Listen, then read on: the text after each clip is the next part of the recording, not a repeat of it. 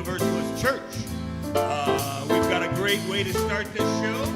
Well, this Sunday, I'd like to ask you all to stand up and sing along with us. Now, we're going to do this in two parts when we get to the verses, so follow my lead. Okay?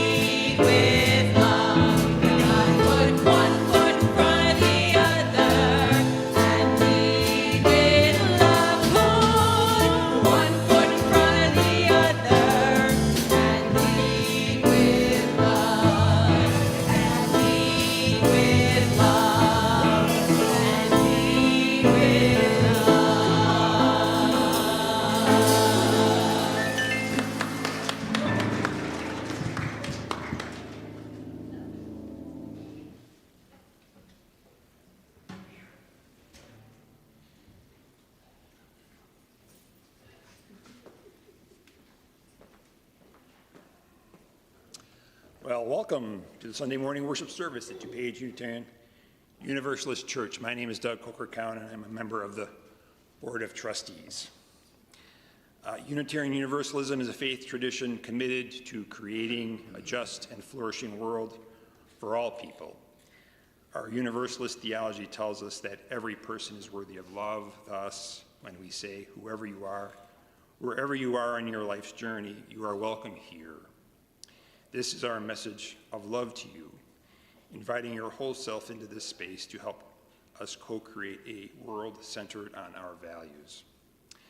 We invite you to learn more about us and consider joining this community to enact our values of equity, justice, transformation, pluralism, interdependence, and generosity. If you would like to explore ways to connect and get involved, please stop by the newcomer welcome between services, each in the lower annex, or contact Tina Lewis, Director of Membership and Engagement. Now, if you are online, I invite you to greet each other through the chat, and if you are present here, I invite you to turn to someone you did not come with and greet them with a wave or a good morning greeting.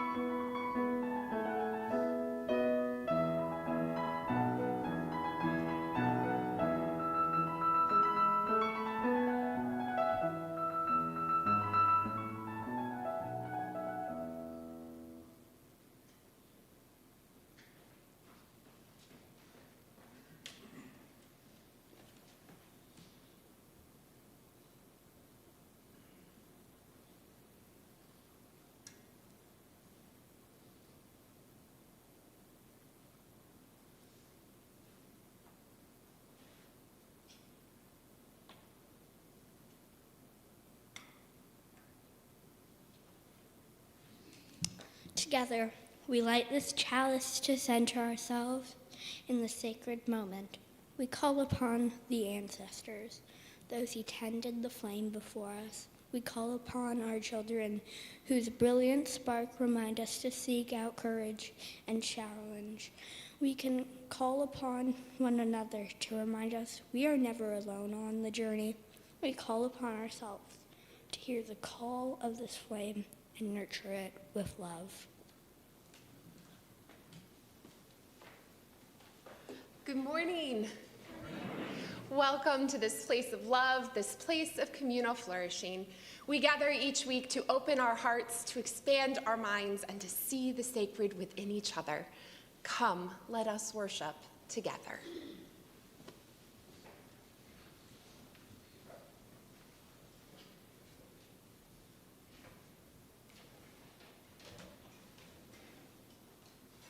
Please rise, body and spirit, join us in our hymn, Building a New Way. Building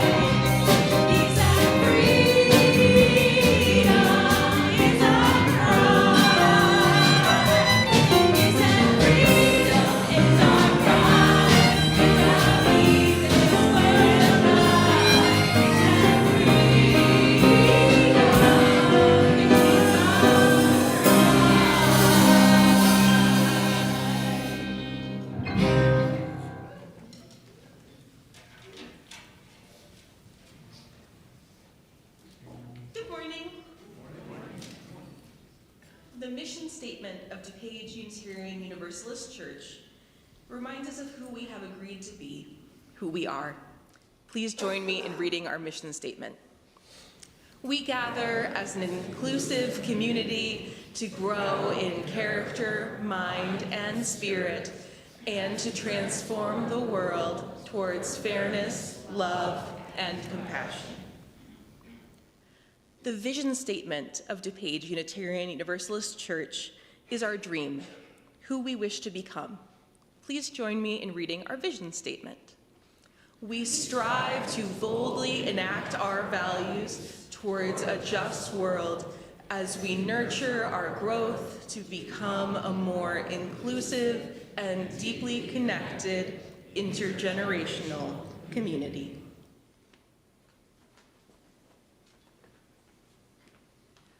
Our vision of beloved community is rooted in the relationships that we have with one another, our world, and creation. Each week, we offer the opportunity for joys and concerns to be shared aloud here at the pulpit. I have a joy from Beth Johnson-Cuny. Mike Johnson-Cuny has accepted a paid internship for this summer. Congratulations, Mike and Beth. I'm sure you're grateful for that as well. A reminder that whether our prayers are spoken here aloud from the pulpit or held in your hearts, we care for one another. And one of those ways we care for each other is through our prayer tree that is outside the doors here. You can write on a leaf a prayer, a joy, a concern, and sit on the tree, and then take one home with you as well. A way that throughout the week we are reminded of how much we are in community with one another. I also want us to hold in our hearts this week all of those who were impacted by the release of the Epstein files, all of those survivors, all of those who are now hopefully thriving, or with the release may be thriving someday. We hold all of those who have experienced sexual assault, or those who love those who've experienced sexual assault in our hearts. And may we work together to create the world that we wish to be a part of, where such things never happen. I invite you into a moment of prayer by Julia Cameron, a prayer for the rest of us. May we pay attention to the small things. Take long walks and move slowly. Eyes open wide to wonder and serendipity. May we nurture ourselves and our neighbors. Say, I love you every day in 100 different ways. May we practice, practice, practice patience, generosity, curiosity, with ourselves and each other. May we create what we want to see more of, write poems and recite them out loud, conjuring energy like magic. May we follow our dreams, devoted to work that matters, hearts open wide to abundance and opportunity. May we hold it all lightly, start tomorrow brand new, and remember to do the next right thing. May it be so.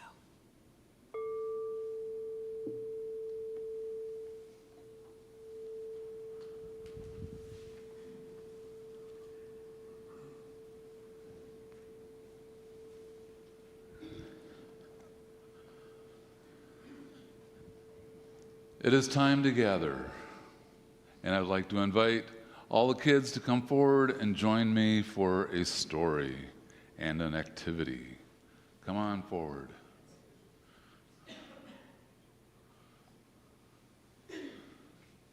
Where did Ella go?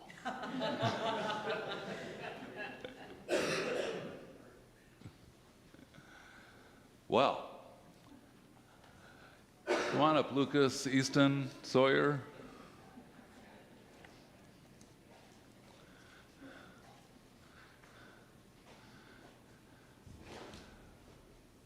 I say ish, what does that mean? When I say something is this ish. Kinda, yeah. Well, my story today is titled Ish, and it's written and illustrated by Peter H. Reynolds. Raymond loved to draw. Anytime, anything, and anywhere. One day,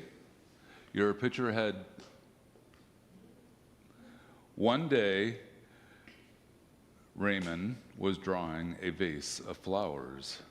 His brother Leon leaned over his shoulder, and Leon burst out laughing. "What is that?" he asked. Raymond could not even answer. He just crumpled up the drawing and threw it across the room. Leon's laughter haunted Raymond. He kept trying to make his drawings look right, but they never did. After many months and many crumpled sheets of paper, Raymond put his pencil down. "I'm done." Marisol, his sister, was watching him. "What do you want?" he snapped. "I was watching you draw," she said. Raymond sneered. "I'm not drawing. Go away." And Marisol ran away, but not before picking up a crumpled sheet of paper. "Hey, come back here with that." And Raymond raced after Marisol, up the hall and into her room. And he was about to yell, but fell silent when he saw his sister's walls. He stared at the crumpled gallery. "This is one of my favorites," Marisol said, pointing. "That was supposed to be a vase of flowers," Raymond said, "but it doesn't look like one." "Well, it looks vase-ish," she exclaimed. "Vase-ish?" Raymond looked closer, and then he studied all the drawings on Marisol's walls and began to see them in a whole new way. "They do look ish," he said. And Raymond felt light and energized. Thinking ishly allowed his ideas to flow freely, and he began to draw what he felt, loose lines, quickly springing out without worry. Raymond once again drew and drew the world around him, making an ish drawing felt wonderful. He filled his journals. Tree-ish, house-ish, boat-ish, afternoon-ish, fish-ish, sun-ish. Raymond realized he could draw ish feelings too. Peace-ish, silly-ish, excited-ish. His ish art inspired ish writing. He wasn't sure if he was writing poems, but he knew they were poem-ish. Ponder, pond, ponder, dream yonder, pond, pond, yond, yond, gleam, wander. Roman. One spring morning, Ramon had a wonderful feeling. It was a feeling that even ish words and ish drawings could not capture. And he decided not to capture it. Instead, he simply savored it. And Ramon lived ishfully ever after. The end. Ish.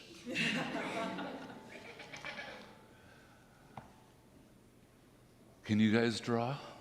Yeah, very good at drawing? All right, well, I'm kind of ish at drawing. So I have a space for us to draw over on the wall.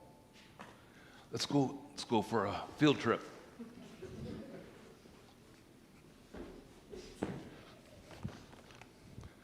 All right.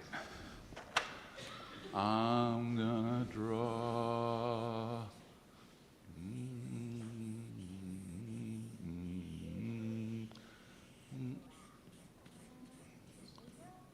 What is it? It's a zebra. Ish, right? All right. Let's do some ish drawings as you feel like it. You are welcome also to come over and add some ish drawings to the wall. But in the meantime, let's sing to the children.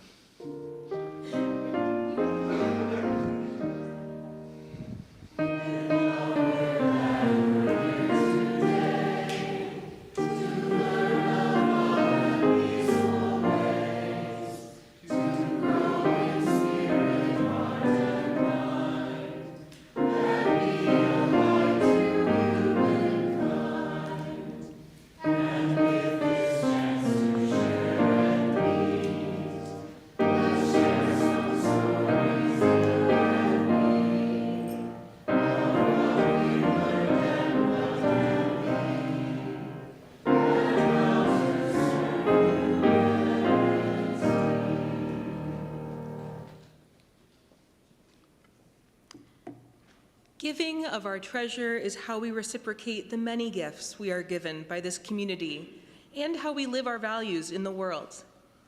Each Sunday, we offer our financial gifts to both this congregation and to an organization that gives life to these values and makes a difference in the world.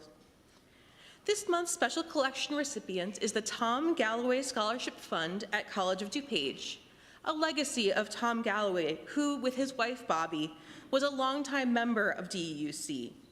Tom was president of the congregation from 1994 to 1996. He established a scholarship program to support African American students at the College of DuPage that our church has been supporting for more than 20 years. Your generous donations pay about 1/3 of the annual tuition for a scholarship recipient, or have also been used by recipients to obtain access to computers, purchase textbooks, or help with living expenses. As we pass our offering plate, know that it is a vessel that connects us to each other through our gratitude and our generosity. So give freely your thankfulness and abundance that our values can forever take hold in the world.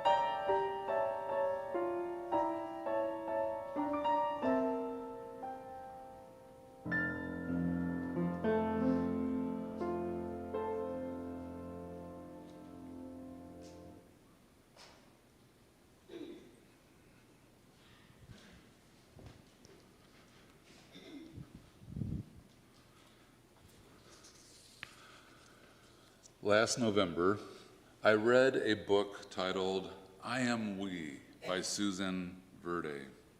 It was about community and that we are part of something bigger than ourselves. And when we reach out and when we each turn our goodness and compassion outward, we can create, learn, and love. So today, I'm going to read another book in that series. I Am One, a book of action by Susan Verde, and art by Peter H. Reynolds. How do I make a difference? It seems like a tall order for one so small. But beautiful things start with just one. One seed to start a garden. One stroke to start a masterpiece. One note to start a melody. One step to start a journey. One brick to start breaking down walls. And I can speak one gentle word to start a conversation. I can use my one soft voice to start a friendship. I can perform one act of kindness to start a connection. I can share one tender hug to start caring. I can light one candle to start leading the way. I can make one drop in the water to start ripples that become swells and then waves. Traveling across oceans, across borders and boundaries, landing on distant shores to start a chain reaction, inspire a movement, make a change. I am one, and I can take action. We are each one, and we can take action. One by one, we can make a difference, because one is all it takes to start something beautiful.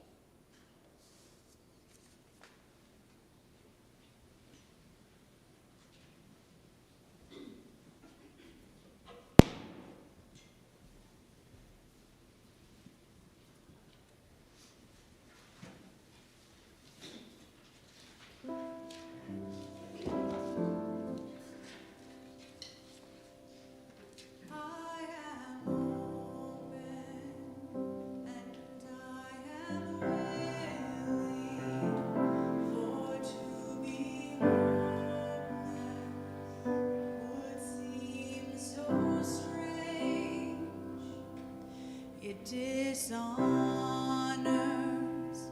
those who go before us. So lift me up to the light of change.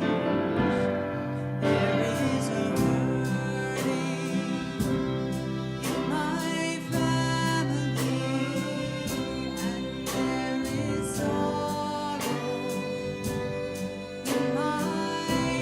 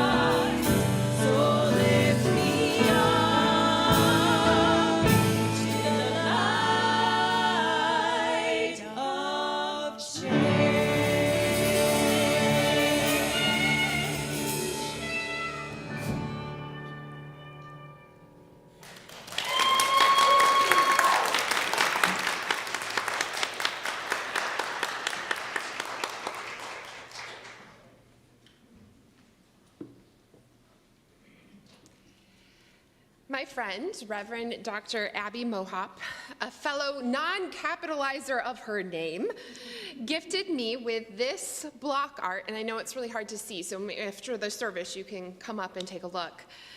She gifted it to me a few years ago during the pandemic. She and I exchanged art projects. I gave her some embroidery and she gave me these pieces. They are repurposed wood blocks turned into art. There are a few things I love about Abby's gift to me. First, creating beauty is art. Whether it qualifies in a traditional sense or not, beauty and art can be created in a beautiful hairstyle or in a garden, not just on canvas or through instruments. In fact, I would say art, and by extension beauty, is created in this sanctuary every Sunday. Beauty that gifts us with renewal, reconnection to each other, to the divine, beauty that gives us a moment of inspiration.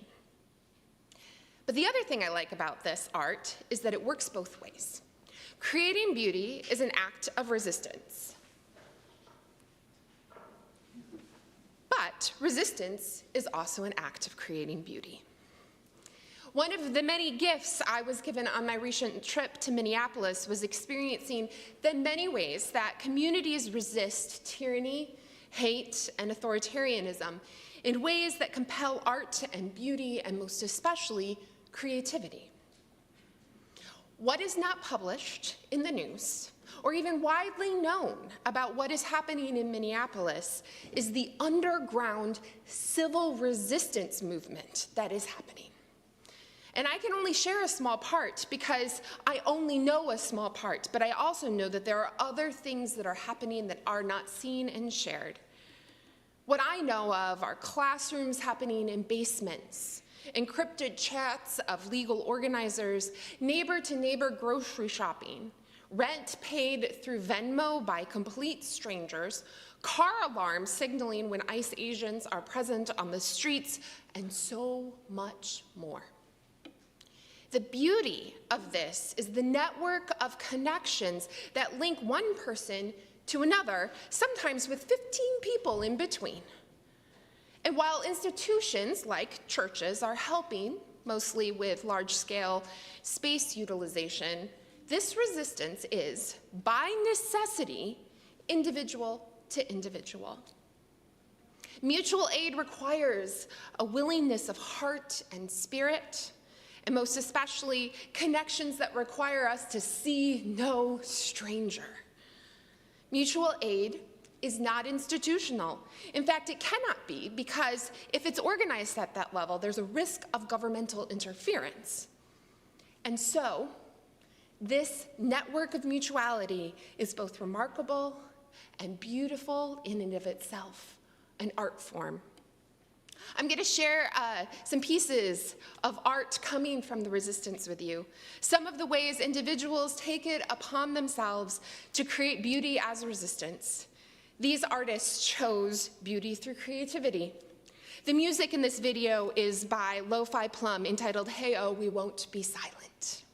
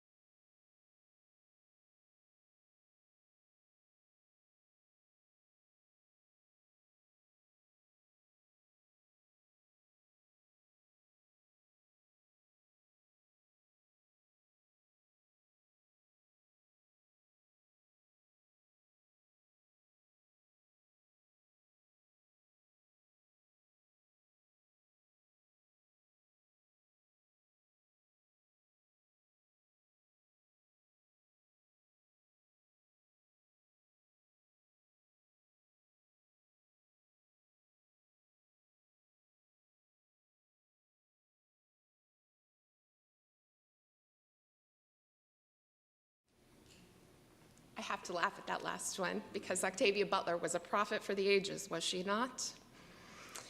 Corey Ewell, a Minneapolis-born artist and writer, wrote this: "In some ways, everything becomes art. The way you stash some zines and whistles in the little free library alongside the romance and horror novels. The impromptu decision to bring a thermos of tea to the vigil so that a group of observers could wrap their chapped, aching hands around a hot beverage while they grieve the loss of another community member. Everything is artful because it's done with great care and intention. We're becoming crafty with our resistance and finding ways to interrupt the dark. And because creative acts become instinctual in times of collective resilience, there's less of a separation between us and our art, so it's harder or easier to spot." Art is the natural outlet of grief and anger and all the myriad of emotions that this moment pulls out of us. It is a powerful form of resistance because it is rooted in the deepest parts of ourselves. Art's power lies in truth, pointing to that which should be sacred and holy, the human spirit, our collective flourishing, and the many ways it has been corrupted by those who wish to create homogeneity and who grasp at power no matter what it takes. Resistance is an act of creating beauty.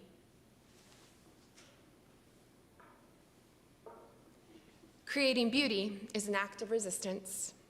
There are so many stories, so many people, so much art that I could highlight. But as an OWL educator, the Our Whole Lives Sexuality curriculum that we teach here, I think one of my favorite resistance stories out of Minneapolis began with an Instagram influencer, Jess Olivia Fox, who said, "I'm pretty sure the sluts are gonna save us." She said this after she brought to light the work of a Minneapolis sex shop called the Smitten Kitten. This store has become a hub for volunteers to organize canned goods, diapers, and other essentials for community members. They raise money for folks to get what they need while they're afraid to leave their homes and schools are shut down, and help them pay their rent. Their social media profiles, which they had built up for their business, are now being used to amplify messages of community love and support. Sex shop, or the many stores that rushed to open their doors before hours to house the protesters, including UU ministers, after Alex Preddy was murdered. These are all creative and powerful testaments to truth. Beauty, art, has no boundaries beyond that of the artist, the imagination, and the demands of truth. Visual art, music, and even spoken word can be used to raise truth.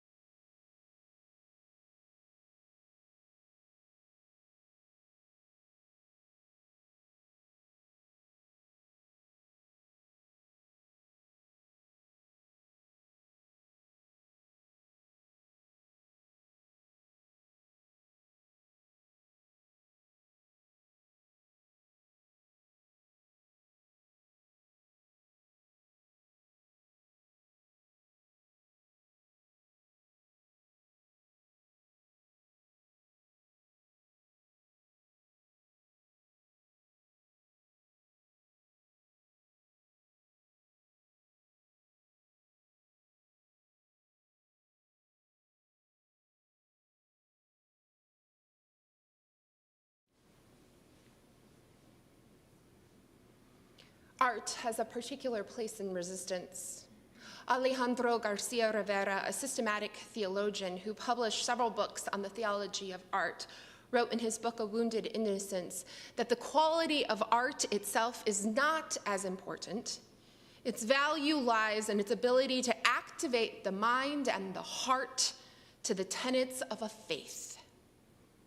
Art motivates, it inspires, and moves us to act because it tells the holy truth of the moment. That is, creating beauty is an act of resistance.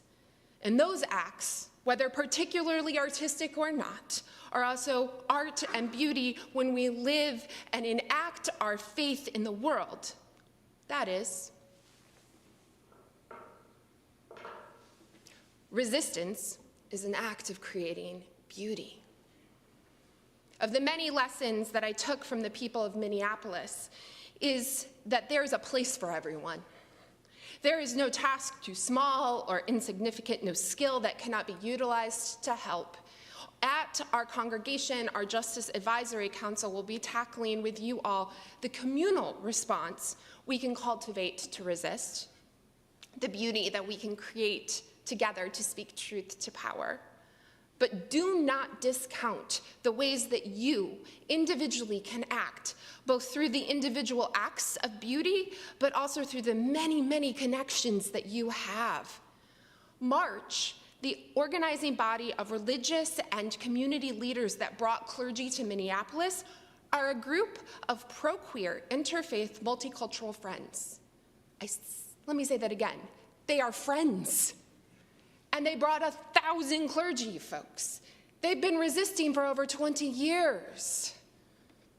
What can you leverage? What can you do? UUA and I, the People's Lobby, Casa DuPage, Indivisible, and even the UUA Side with Love 30-day calling blitz are just some of the ways that you can respond. What beauty can you bring to speak truth to power? What beauty can you bring to refresh the souls of those you encounter? How are you resisting? I'm going to invite the band back up to lead us in our closing song this morning. And I invite you to join us in singing boldly and proudly and imperfectly-ish. Honest creativity sometimes asks us to, then in turn emboldens others to show us their hearts. So, there will be a moment after the third verse when I ask you to listen to your hearts and sing whatever it is that needs to come out. It can be sounds, it can be words, it can be oohs, it can be ahs or hums. There is no wrong answer. Only the need to fill our sanctuary with joyful noise. Let us sing.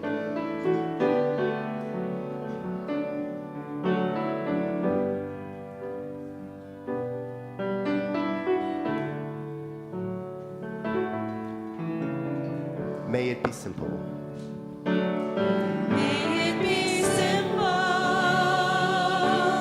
may it be kind, may it be easy most of the time, may it be open, may it be free, may it be you.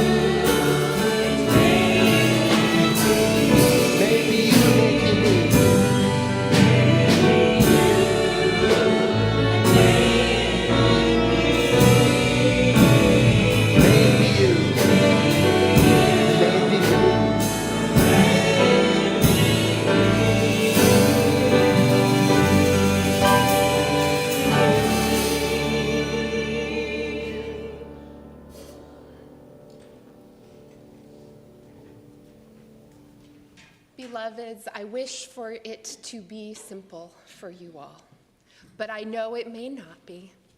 But that's okay, because we are together. And together we resist to create beauty, and that beauty creates resistance. Go forth and resist, beloveds.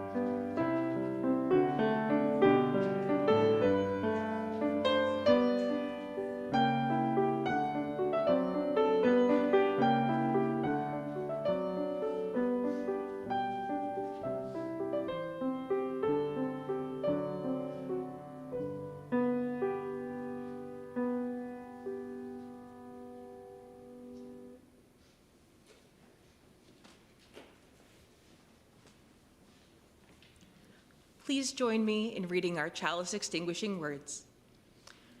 We extinguish the light of this chalice, but not the light in our hearts. Until we meet again, may the warmth of our community carry you.